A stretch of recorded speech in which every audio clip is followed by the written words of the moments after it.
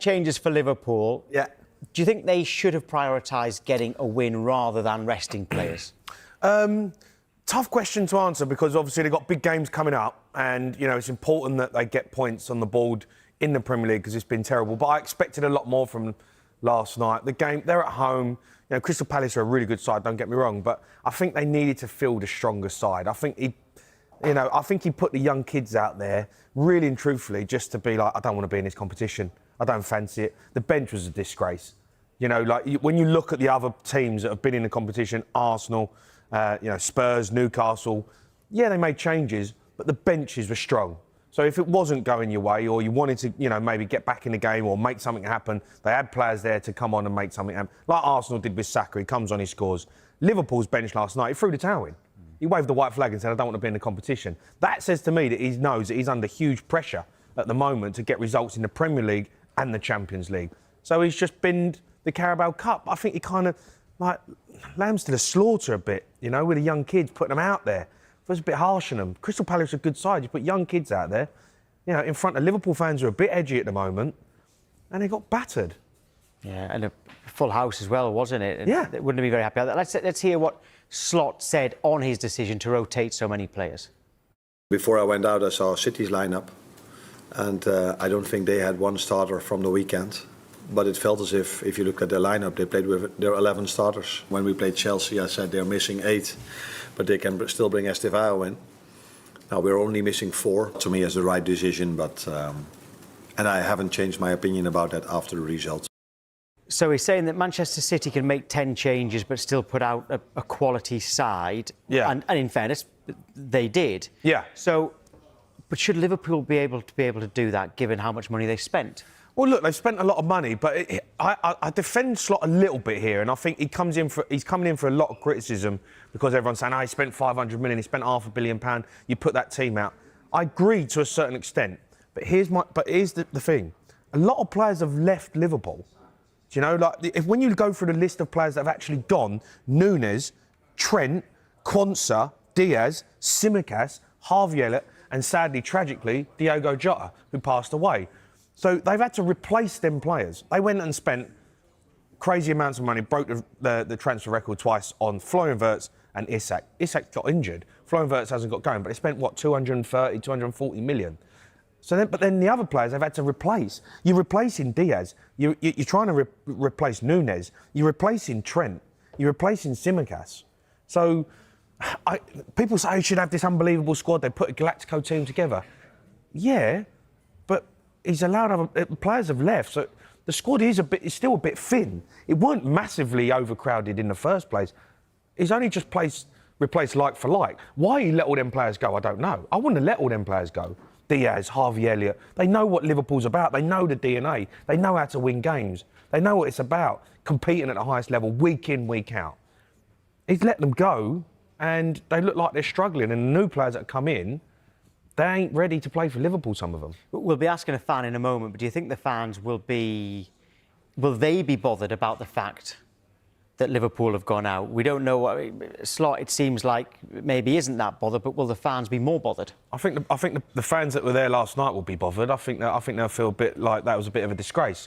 They've travelled up there, fans from all over the country, gone up there, paid them money. It's not cheap to go and watch football matches anymore. Full house, and you put a kids' team out. It's a bit disrespectful to the fans. You know, and look, if you play a young team and you've got the big boys on the bench, fine. Give them a chance, give them an opportunity, give them a run out, 60 minutes, and then you get the big dogs on.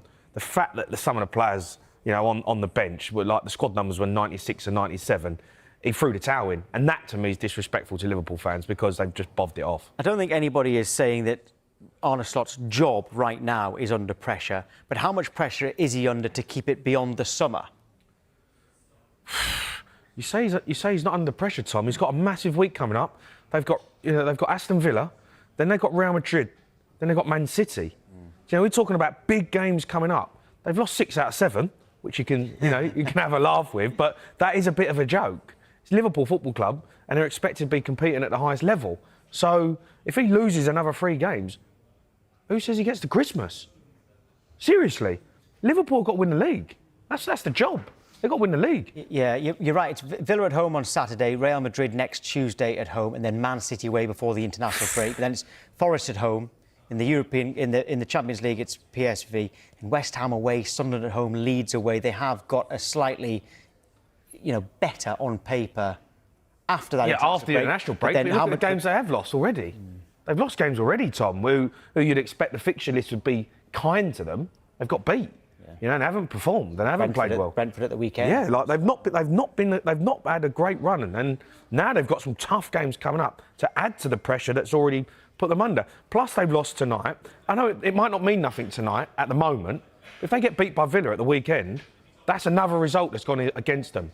And then they've got Real Madrid. Then they've got Man City. All of a sudden, you're staring 8-9 defeats in the face in 2 months. Your job's under pressure. It's a big week for Liverpool. We can hear from a fan, actually. Steve has sent in a voice note.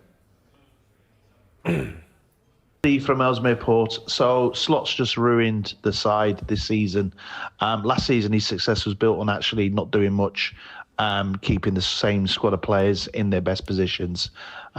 This season, he's had new toys, some of the best players in Europe available, and he's just been very indecisive with substitutions, playing players out of position, and basically having an effect on their confidence. Klopp always talks about rhythm. Slot's not given us any rhythm this season. It seems to go back to Arne Slot won the title with Jurgen Klopp's team, which I've always thought was a little bit unfair. What do you think? I don't think it's unfair. I think it's fact. It was Jurgen Klopp's team. They didn't sign anyone. So, yeah, he won the league with Jurgen Klopp's side. He tweaked the style of play that they played, and he added his own little bit to it in terms of being a little bit more defensive. But that's gone out the window.